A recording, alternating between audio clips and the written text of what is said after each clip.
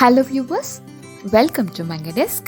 இன்றைக்கி நம்ம மேங்கோ டெஸ்கில் வெண்டைக்காய் பொரியல் வழுவழுப்பு இல்லாமல் நல்லா கிறிஸ்பியாக எப்படி செய்கிறதுன்னு பார்க்கலாம்.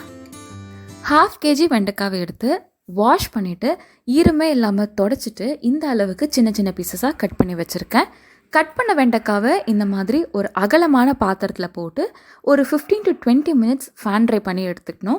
அப்படி எடுத்துக்கிட்டால் வழுவழுப்பு தன்மை பாதி அளவு குறைஞ்சிரும். நம்ம பொரியல் பண்ணுறதுக்கு ரொம்ப ஈஸியாக இருக்கும். இப்போ இது கொஞ்சம் நேரம் ஃபேன் ட்ரையில் இருக்கட்டும். இப்போ பொரியல் பண்ண ஒரு பேனை ஹீட் பண்ணிக்கலாம். இதில் 2 டீஸ்பூன் எண்ணெய் ஆட் பண்ணிக்கிறேன். எண்ணெய் சூடானதும் 1/4 டீஸ்பூன் கடுகு, 1/4 டீஸ்பூன் சீரகம், 1 டீஸ்பூன் உளுத்தம்பருப்பு, 1 டீஸ்பூன் கடலைப்பருப்பு.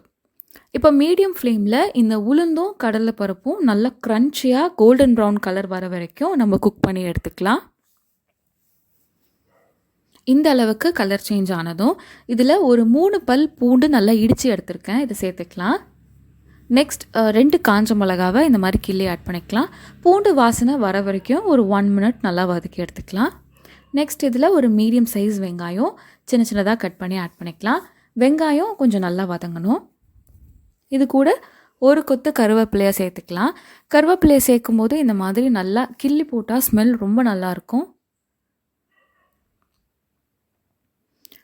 வெங்காயம் கொஞ்சம் நேரம் நல்லா வதங்கணும். இப்போ வெங்காயம் இந்த அளவுக்கு வதங்கினதும் நம்ம கட் பண்ணி வச்சுருக்கிற வெண்டைக்காவை இதில் சேர்த்துக்கலாம். இப்போ பார்த்திங்கன்னா இதுலேயே ஆல்மோஸ்ட் பாதி வழுவழுப்பு தன்மை போய் நல்ல ஒரு ட்ரையான வெண்டைக்காவை நமக்கு கிடச்சிருக்கு. இப்போ இதில் சேர்த்துக்கலாம். ஹை ஃப்ளேமில் வச்சு ஒரு 1 to 2 minutes நம்ம இந்த எண்ணெயிலே நல்லா ரோஸ்ட் பண்ணி எடுத்துக்கலாம்.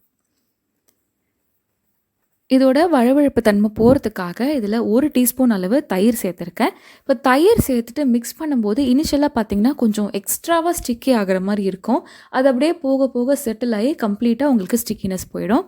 நெக்ஸ்ட் இது கூட 1/4 டீஸ்பூன் மஞ்சள் தூள், 1/4 டீஸ்பூன் கரம் மசாலா, இந்த வெண்டைக்காய்க்கு தேவையான அளவு உப்பு, இதெல்லாம் சேர்த்துட்டு நல்லா மிக்ஸ் பண்ணி விட்டுக்கலாம். இப்போது வழுவழுப்பு தன்மை போகிறதுக்கு முன்னாடி நம்ம மூடி வச்சு குக் பண்ணக்கூடாது. அது இன்னும் எக்ஸ்ட்ரா ஸ்டிக்கினஸ் தான் கொடுக்கணும். ஒரு 5 to 6 minutes மீடியம் ஃப்ளேம்லேயே வச்சு இந்த ஸ்டிக்கினஸ் போகிற வரைக்கும் நம்ம நல்லா வதக்கிக்கலாம். இப்போ பார்த்திங்கன்னா ஆல்மோஸ்ட் ஒரு 90% நமக்கு ஸ்டிக்கினஸ் கம்ப்ளீட்டாக போயிடுச்சு. இந்த ஸ்டேஜில் இதுக்கு தேவையான அளவு காரம் சேர்த்துக்கலாம். நான் 1 டீஸ்பூன் குழம்பு மிளகாய் தூள் எடுத்திருக்கேன். எண்ணெயிலே இது ஒரு 1 நிமிஷம் நல்லா வதக்கிக்கலாம். இப்போ பார்த்திங்கன்னா 100% இதோட வழுவழுப்பு தன்மை எல்லாமே போயிடுச்சு. இப்போ இதை நம்ம மூடி வச்சு நமக்கு எவ்வளோ முறுமுறுன்னு வேணுமோ அந்த அளவுக்கு குக் பண்ணி எடுத்துக்கலாம். மூடி வச்சு அப்படியே விட்டுறக்கூடாது, இடையில கொஞ்சம் கொஞ்சம் கிளறி விடணும். உங்களுக்கு இன்னும் எவ்வளோ நல்லா பொன்னிறமாக எவ்வளோ கிறிஸ்பி ஆகணுமோ அவ்வளோ நேரம் வேக வச்சு எடுத்துக்கலாம். இப்போ நான் ஒரு 7 minutes குக் பண்ணியிருக்கேன். நல்லா கிறிஸ்பியாக கிடச்சிருக்கு. இதை நீங்கள் இந்த ஸ்டேஜில் இப்படியேவும் சர்வ் பண்ணலாம். இதோட டேஸ்ட்டை இன்னும் என்ஹான்ஸ் பண்ணுறதுக்காக கொஞ்சமாக தேங்காய் துருவல் ஆட் பண்ணியிருக்கேன். வெண்டைக்காய், அவரைக்காய், கொத்தவரங்காய், பீன்ஸ் இந்த மாதிரி பொரியலில் தேங்காய் எவ்வளோ அளவு அதிகமாக சேர்க்கணுமோ அவ்வளோ அளவு டேஸ்ட் ரொம்ப நல்லாயிருக்கும். தேங்காய் சேர்த்துட்டு ரொம்ப நேரம் குக் பண்ண வேண்டாம். கலர் சேஞ்ச் ஆகிறதுக்குள்ளே நம்ம ஸ்டவ் ஆஃப் பண்ணிக்கலாம். நம்மளோட சூப்பரான டேஸ்டியான வெண்டைக்காய் பொரியல் ரெடி ஆயிடுச்சு. நீங்களும் இந்த ரெசிபியை கண்டிப்பாக ட்ரை பண்ணி பாருங்கள். ட்ரை பண்ணிவிட்டு எப்படி வந்துச்சுன்னு கீழே இருக்க கமெண்ட் பாக்ஸில் சொல்லுங்கள்.